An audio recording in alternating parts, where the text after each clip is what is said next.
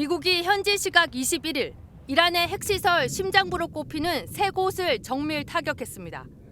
이스라엘과 이란의 분쟁에 직접 개입한 것으로 지난 1979년 이란 이슬람 혁명 이후 이란에 대한 폭격은 처음입니다. 트럼프 대통령은 대국민 담화를 통해 이번 공격은 성공적이었다고 자평하며 이란의 핵농축 시설을 완전히 제거했다고 말했습니다. Tonight I can report to the world that the strikes were a spectacular military success. Iran's key nuclear enrichment facilities have been completely and totally obliterated. 트럼프 대통령이 언급한 핵심 핵시설은 이란 핵 개발을 위한 우라늄 농축 등이 진행돼 온 포르도와 이스파한, 나탄즈 세 곳입니다. 이번 공습에서 주요 목표 지점이 된 포르도에는 초대형 폭탄 벙커버스터가 투하됐고 또 다른 시설에는 토마호크 미사일을 발사한 것으로 알려졌습니다. 트럼프 대통령은 이란을 향해 평화를 구축해야 한다면서 표적이 더 많이 남았다는 것을 기억하라고 경고했습니다. 중동 분쟁에 미국이 직접 개입하면서 앞으로 이란과 이스라엘의 대응에 따라 중동 지역은 확전 갈림길에 섰습니다. 네, 여러 배경이 있겠지만 가장 유력한 해석은 바로 트럼프 대통령이 기습 효과를 극대화하려고 펼친 기만 작전이었다는 것입니다. 이미 공격을 결정해 놓은 상태에서 2주 안에 결정하겠다는 발언을 통해 이란의 경계를 완화한 셈입니다. 이를 뒷받침하듯 벙커버스터 폭탄을 장착할 수 있는 B-2 스텔스 폭격기가 지난 20일경 미국 미주리주 공군기지를 출격하는 모습이 CNN 등 미국 언론에 포착되기도 했습니다. 핵협상 무산으로 트럼프 대통령의 인내심이 이미 바닥난 상태에서 겉으로는 외교적 여지를 남긴 것처럼 말했지만 실제로는 공격 준비가 이미 완료된 상태였던 것입니다. 친트럼프 매체로 분류되는 뉴욕포스트도 공격이 임박하지 않은 듯한 전략적 연막과 B-2 폭격기 전개는 모두 이란을 속이기 위한 기만 작전이었다고 보도했습니다. 네, 이번 작전은 미국의 단독 작전이 아닌 이스라엘과의 긴밀한 협조 속에 이루어졌다고 하던데 구체적인 협업 상황도 전해주시죠. 네, 이번 작전은 미국과 이스라엘 간 전형적인 역할 분담형 연합 타격 작전이었습니다. 그동안 이스라엘이 이란의 미사일 기지와 방공망을 정밀 타격해 길을 열었고 미국이 이란의 핵시설을 B-2 폭격기로 타격한 것입니다. 특히 포르도 핵시설은 지하 약 90m의 안반 속에 위치한 목표물로 이스라엘의 전력만으로는 파괴가 어려워 미국이 보유한 벙커버스터로 공격을 수행했습니다.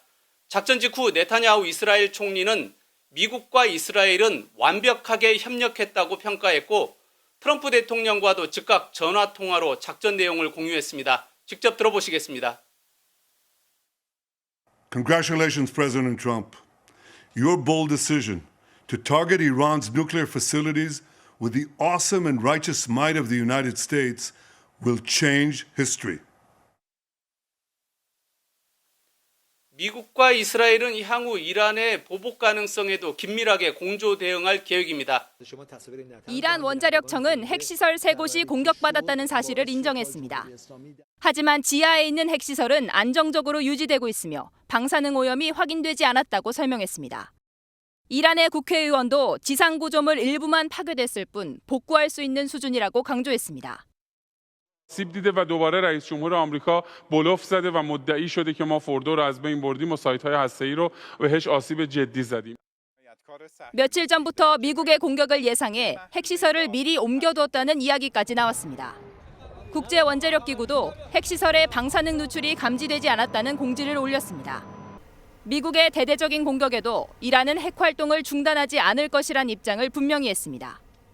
و دولت آمریکا از این حمله با خبر بود و ما در مسیر مذاکرات بودیم یا نه بیخبر بود از این موضوع.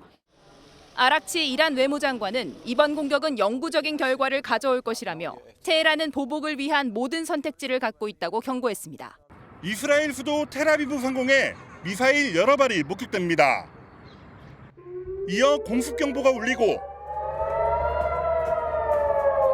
주민들이 서둘러 집 안으로 대피합니다. 갈수록 미사일 숫자가 늘자 이스라엘군은 즉각 유격작전에 돌입해 공중에서 처리합니다. 일부 미사일은 이스라엘 주요 도시에 떨어져 피해가 발생했습니다. 텔아비브의 쇼핑몰 지하 주차장은 대피소로 변했습니다. Much safer. Yeah, it's it's 4 stories underground, and it's like an atomic shelter or something, and you've got all the facilities here, so it's much nicer than being at our small shelter at home. 미국의 이란 핵시설 공격의 반격 차원으로 정당한 대응임을 강조했습니다. 아바스 아락치 이란 외무부 장관은 미국이 이란의 평화적 핵시설을 공격함으로써 유엔 원장, 국제법, 핵확산 금지 조약을 심각하게 위반했다고 밝혔습니다. 이란의 보복 공격이 중동 지역에 주둔하는 미군으로 향할 가능성도 나오고 있습니다. By bombing Iran, they will simply reinforce the animosity and the tension that already exists between Iran and the United States. And it really sets the whole region on a really dangerous course. 현재 중동 지역에는 4만 명 넘는 미군이 주둔하고 있으며 미국은 이들 기지를 고도경계 태세로 강화했습니다. 그렇지 않아도 미국이 직접 개입할 것인가에 대해서 많은 이제 우려가 있었는데요. 마침내 지난밤에 미국이 전격 이란의 핵시설을 공격을 했고요. 이로 인해서 바로 이 이란에서 이스라엘로 많은 미사일이 날아왔고요. 예루살렘에 있는 저희 집에서도 여러 발의 이 탄도미사일이 날아가는 것이 감지가 될 정도로 치열했습니다. 현재 집계로는 이스라엘에서도 완전히 막지를 못하고 10개의 미사일을 이제 방공망이 뚫려서 지금 현재 속속 이 속보로 피해가 집계되고 있는 걸로 봐서 아마 이스라엘도 피해가 굉장히 큰 걸로 지금 보고 있습니다. 네, 모쪼록 우리 교민들의 추가적인 피해 상황이 없어야 할 텐데요. 앞선 2차례 대피 과정도 상당히 위험했을 것 같습니다. 이 당시 상황과 심정 어떠셨습니까? 네, 우선 처음에 이 한인의 주도로 요르단으로 인접국으로 피신을 계획했을 때에 뭐 금세 끝날 터인데 이렇게까지 할 필요가 있냐라고 했는데 점점 과열이 되면서 결국은 6월 15일과 16일에 걸쳐서 총 29명의 교민들을 이제 피신을 했고요. 피신하는 과정에서도 길가에 사이렌이 울려서 몇몇 이 차가 멈추고 또 국경에서 기다리고 있던 교민들은 인근의 방공으로 피하는 그러한 일이 있었고요. 그렇지만 무사히 요르단 양국 대사관의 도움을 받아서 이제 요르단에 무사히 피난을 했고요.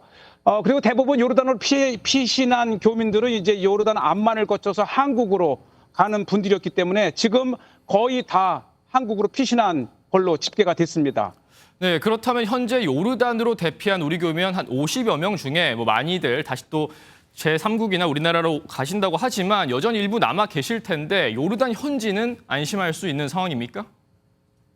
사실 요르단에 가서 보니까 이 요르단이 이란에서 발사한 미사일이 지나가는 경로더라고요. 그래서 제가 며칠 있는 동안에 이스라엘과 같이 똑같이 매일 사이렌이 이제 울려대고 특히 이제 암만 공항으로 취항하던 많은 항공기들이 위험에 빠지니까 이 요르단 자국기 이외에는 대부분 항공이 중단된 상태여서 이제 요르단 이외에 다른 인접국으로 피신을 계획하고 있습니다.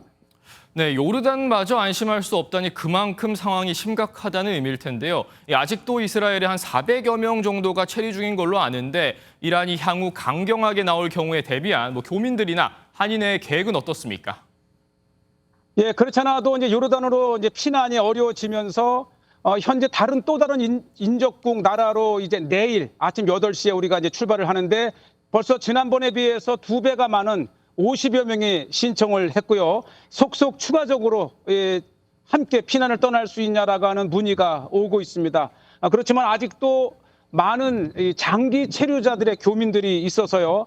이제 좀 더 악화되고 하게 되면은 또 다른 차원에서 이제 우리가 피난을 계속해서 양국 대사관과 이제 협조하여 진행할 예정입니다. 이 마가로 대표되는 트럼프 대통령 사실 이 외국의 문제에 개입하지 않겠다는 고립주의를 주창해 왔었거든요. 그런데 지지자들의 반대를 무릅쓰고 이번에 전격 개입한 이유 어떻게 봐야 될까요?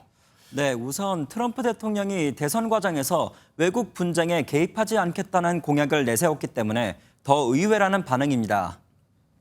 But I'll say this. I will prevent World War III. I'm the only one that's going to do it. 하지만 최근 이스라엘과 이란의 교전 상황이 영향을 미친 것으로 보입니다. 네. 이스라엘은 이란의 핵시설과 주요 인물을 정밀하게 공격하고 있지만 이란의 반격은 이스라엘에 큰 피해를 주지 못했습니다. 그러자 트럼프 대통령이 차라리 이란을 공격해 협상장으로 나오도록 하는 게 낫다고 판단했다는 분석입니다. 이스라엘이 먼저 벌인 판에 위험한 핵시설만 핀포인트해서 우리가 딱 때려주고 나와서 계속 협상으로 끌고 나오는 그런 구조를 스스로 믿고 있는 것 같아요. 네, 이제 미국은 공격을 했고 그렇다면 이제 선택은 이란의 몫인데 실제 이란이 이 중동 지역에 있는 미군을 공격할 가능성이 있습니까?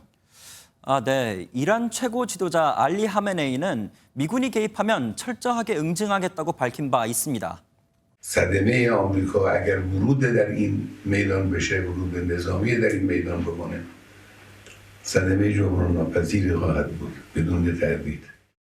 실제로 이란은 지난 2020년 미국이 카셈 솔레이마니 최고사령관을 암살하자 이에 대한 보복으로 이라크의 미군 기지에 미사일을 발사하며 보복에 나선 바 있습니다. 네. 앞서 보신 것과 같이 미국은 고도 경계 태세로 강화했고 항공모함과 전투기를 충원해 이란의 공격에 대비하고 있습니다.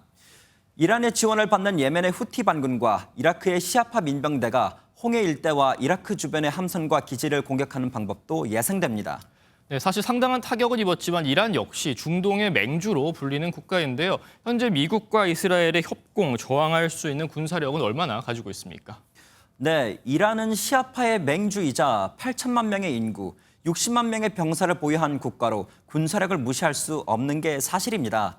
하지만 최근 이란은 이스라엘과의 교전에서 제공권을 잃고 일방적으로 공격당하고 있습니다. 네. 군사 전문가들은 노후화된 군사 장비와 허약한 경제력으로 과거의 위용을 상당 부분 잃은 것으로 평가하고 있습니다. 물론 장기전으로 들어가면 미국과 이스라엘도 부담이 적지 않습니다. 하지만 경제력과 군사력에서 이란이 상당히 밀리기 때문에 시간은 미국과 이스라엘의 편이라는 분석이 나오고 있습니다.